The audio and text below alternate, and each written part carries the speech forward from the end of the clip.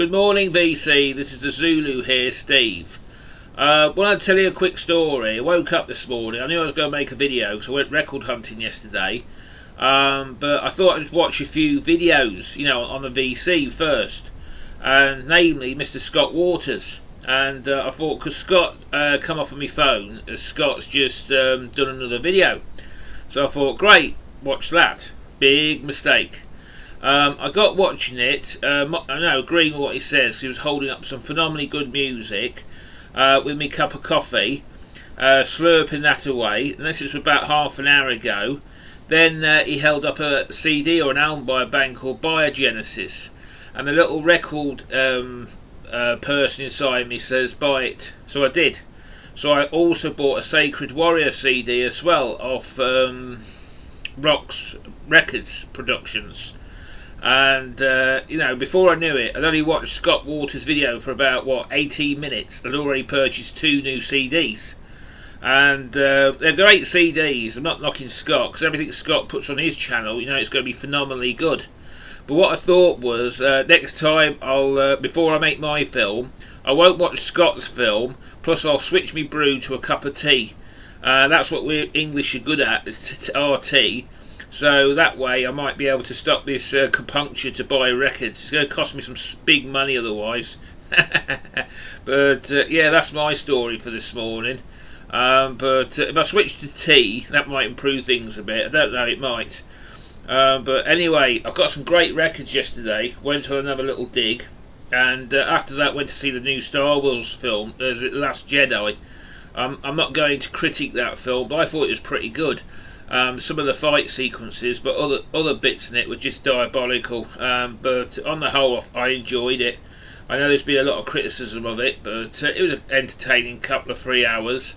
Tomorrow I'm going back home again to Shropshire, where I live. That's on the other side of Birmingham. And talking of Birmingham bands, here's what I want to hold up. And this one's this band, Quartz. It was funny because John Bitbot Boom likes this band. And I actually purchased my copy yesterday. It was a band basically produced by Tommy Iommi of Black Sabbath. This is their debut album, and it's on Jet Records.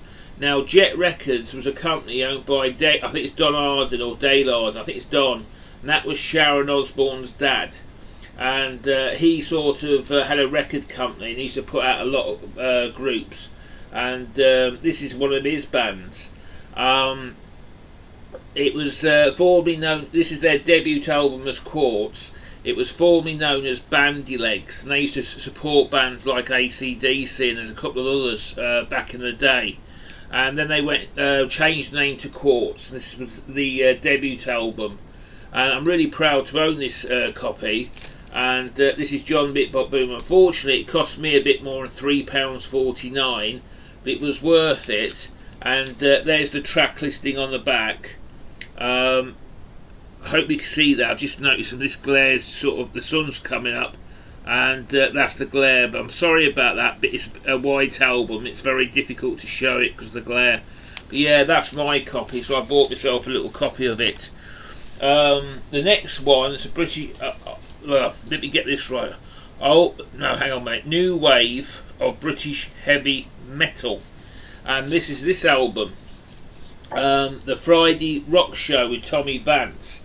Now, this was in 1981, and Tommy Vance is, I don't know if he's still alive, I'm sure he's still alive, but he's a famous English DJ, and these were bands that he liked that were on his rock show. And what I like about this album, it's on a BBC Records label, and I hope you can see the track listing. I apologise, but I've got some glare problems. But it's on BBC Records, and I'll tell you the tracks. It's got What You're Doing to Me, Spider, Don't You Ever Leave, Diamond Head, Eye of the Storm, Sweet Savage, Dance to the Music, Last Flight, One Hell of a Night, Demon, Edge of the Sword, Black Axe, and you've got Belfast by Witchfind and Cutting Loose by Zero. There's some great bands on it. That's the track listing. There's some great bands on it, and this album didn't cost me too much, and that's the cover as well. I I think John Bitbot Boom would, this would be right up his street. But yeah, it's sort of just a great pickup. What else have I got? Yeah, this band I've got as well. It's been staring at me. All I know about them is that they're from, I think, New York, but they're an American sort of rock, progressive rock stroke progressive rock band, I think. But I may, correct me up in the comments below if I'm wrong, but I believe they come from New York. We was listening to this band yesterday in the shop, and there's not bad songs on there. But there's a cover version of Jimi Hendrix's Purple Haze on there. But you know what I feel about cover versions and tribute bands.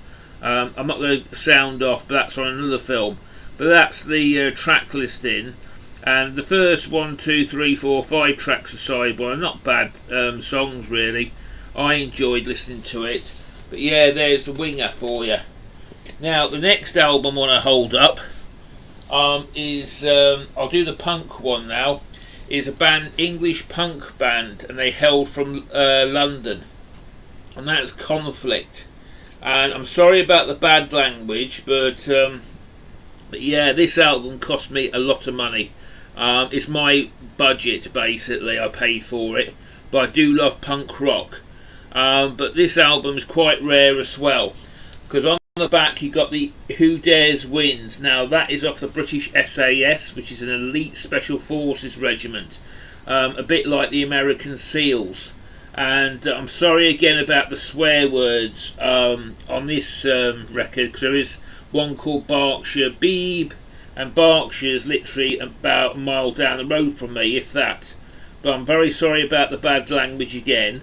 But this record was done, and all the proceeds were donated to like a cause. And it was like when the miners' strike was going on, and there was a lot of unrest in the early 80s with the race strikes and all that sort of stuff. And this is sort of when punk rock was at its very best. But I ummed and ahed all week whether to purchase this album, because it was a lot of money. But it's on the New Army Records.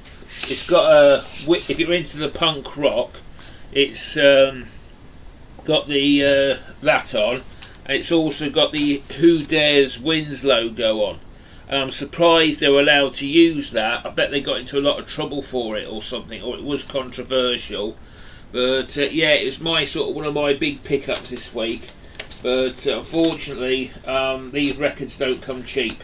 Any sort of early 80s punk rock in the UK, sort of, especially because I'm from London, well, near London, they don't come, unfortunately in life, they don't come cheap.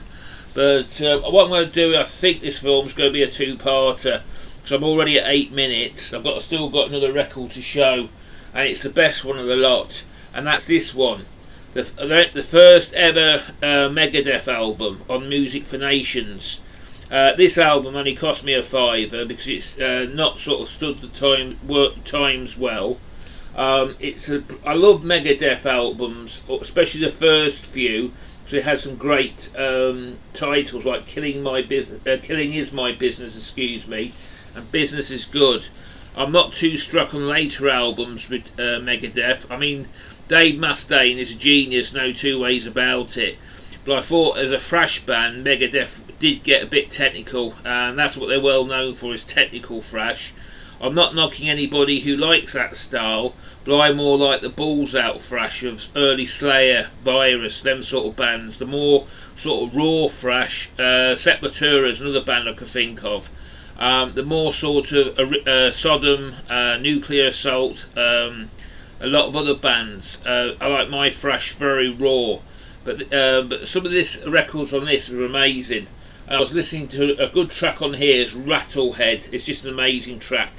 But I'm going to show you this album. It's on the Music for Nations label. It was originally done on Combat. There was a funny story about this, because when they got their advance of, I think it was about $8,000, they promptly spent it on all they're supposed to use producing the album. They actually spent it on booze and drugs and God knows what else. That's a little rock and roll story. But I can't believe I picked this up for a £5. Here's the picture again. Excuse me, please. Yeah, I need some more tea in a minute. But that's the inner, and that's all the track listing for you. I'm going to show you the record as well, and that's one of the reasons why it's cheap, because it's not really it's clean copy, but there's a lot of staining off brown marks. That's mould. That is, somebody's had this in an attic or something. It's mould marks. But the vinyl itself, apart from a few marks on it, it's not very bad condition. It still, unless there's any major bumps, it still looks playable. But there you go. There's another great pickup of mine, Music on Nations, and it's I would have bought it because a cheap price for Megadeth's first ever album. But yeah, it's just a great album. But as I say with Megadeth, I do like them. But when I was I didn't discover them till very late. I'm more into Slayer and very early Metallica. Talking of Metallica, if anybody wants an original Kill 'Em All copy in perfect condition, I know where there's one going, but it's 50 quid English. But if you want to own an original Metallica, you're going to have to pay a lot of money. Message to Greg Blackmore Rules. There was a lot of Deep Purple stuff there, but again, it's sort of prices are very expensive. And but I hope you enjoy this film. There will be a follow-on. I will do another film in a minute because there's 3 albums yet to show, but they're non-metal albums, so I'm going to have to stick them on another video because I'm now at 11.5 minutes and I don't want the uploading time to be too quick. But anyway, VC, I'll see you in a bit. Take care, God bless, and all the very best to you.